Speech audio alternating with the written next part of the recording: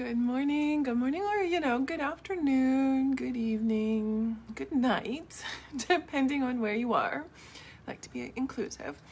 Hi, it's me. It's Sunday. Let's chat, shall we? First of all, happy Lammas. I know technically it was yesterday, but it's today, so happy Lammas yesterday. Happy August. As the kids in my grade 3 class would have said, right? I actually had to double check. Yesterday I saw someone post that it was August 1st yesterday. And I'm like, oh, no, that can't be right. We have like a week till August. And no, we don't. No, we don't. It is August. And that's okay. That's okay. It's been a weird summer. It's been a weird year. 2020 has given us some challenges, let's just say. So, first of all, I'm sure some of you are probably wondering what I'm talking about with Lammas. Lammas is an old celebration, and it's the celebration of the first harvest, the beginning of the season of harvesting. And it's like the grains are starting to be brought in and harvested. The trees would be dropping their fruits. All those things are starting to happen. And there's hints, tiny little hints of, transition coming. I don't know about where you are, but I have noticed just a teensy little bit that the nights are coming a little earlier than they were in July. Couple weeks, and it happens, and it's a good thing. And what's great about it is it always fascinates me how, even after studying it for all this time, how much our lives reflect the seasons.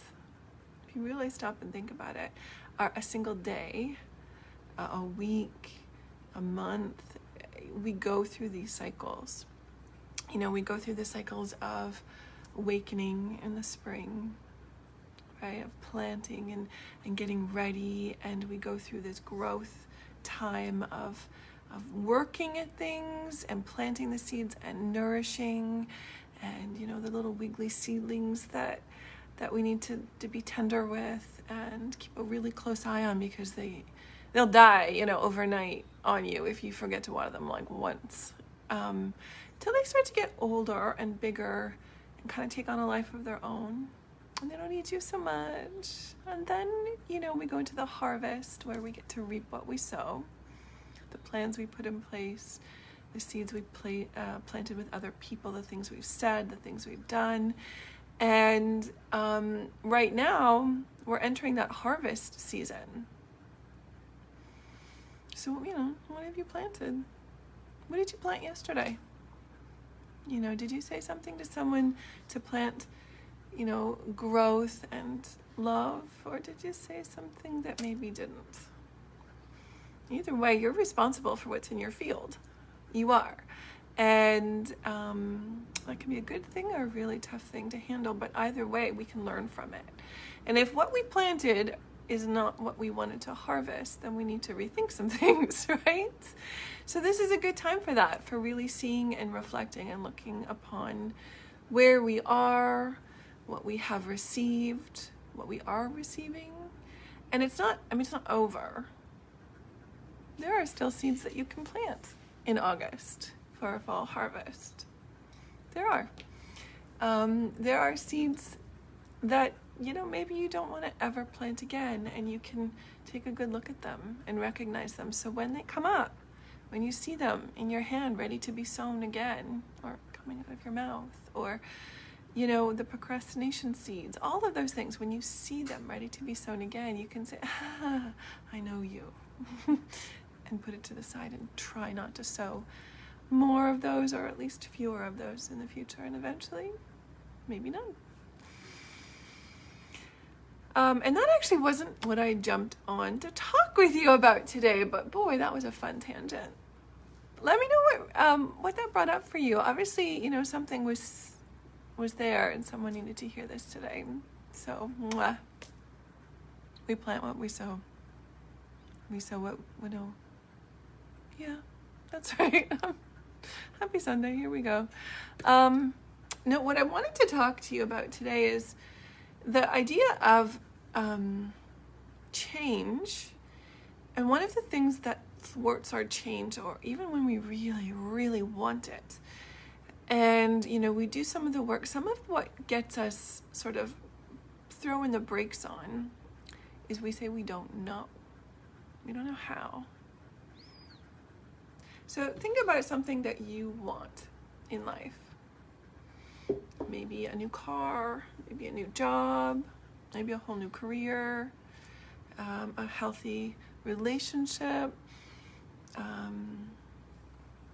whatever it is. Where do you throw the brakes on? For a lot of us, it's in the how. And a lot of the gurus will tell you, you don't need to know about the how, just get started. And that can be really overwhelming, right? Because sure, there's that whole bottom of the staircase thing, but when you really can't even see the first step, you're not worried about the top step, you're worried about walking off the other end, right? And falling down. And while there's nothing wrong with failure, most of us don't choose it when we start an endeavor. And it's the how, the not knowing how. And so I thought I would bring up this idea of what we know, because this might ease a little bit of that pressure. Okay? So stick with me here, because there's 3 parts to what we know. 3 important parts. First, there's what we do know for sure, or what we think we know for sure at least.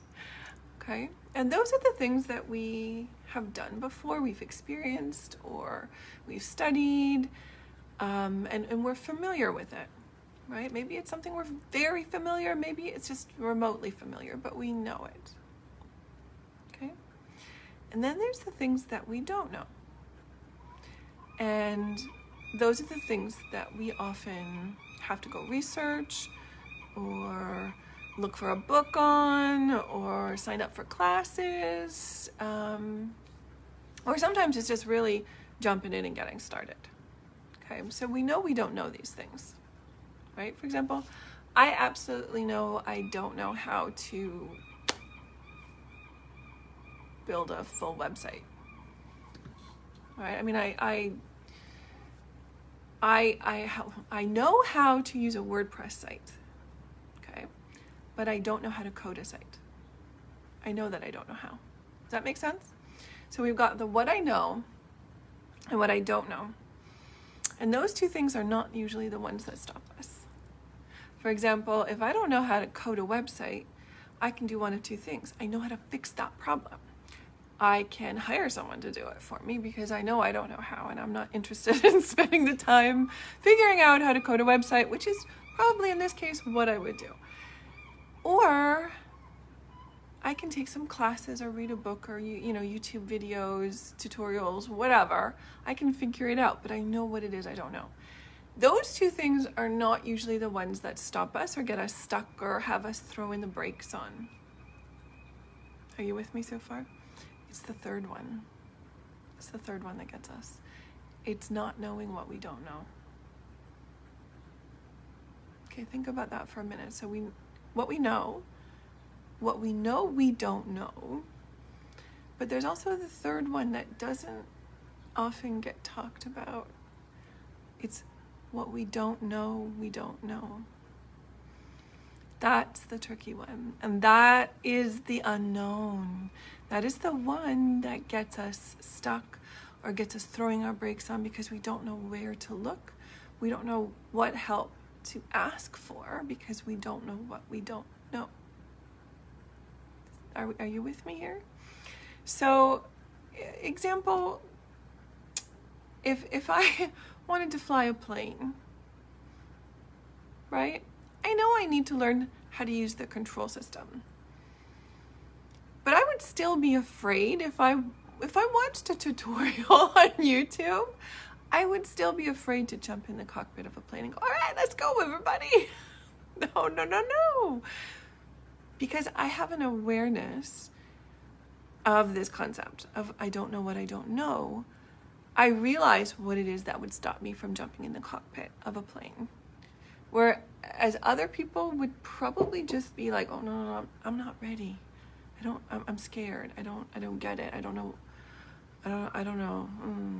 And they just wouldn't do it. Now, that's oversimplistic, clearly, for what we're talking about. But in the bigger scheme of life, is this sounding familiar to you? If it is, leave me a comment below or give me a thumbs up or a wave or something, because I'm telling you, this is what gets most of us stuck,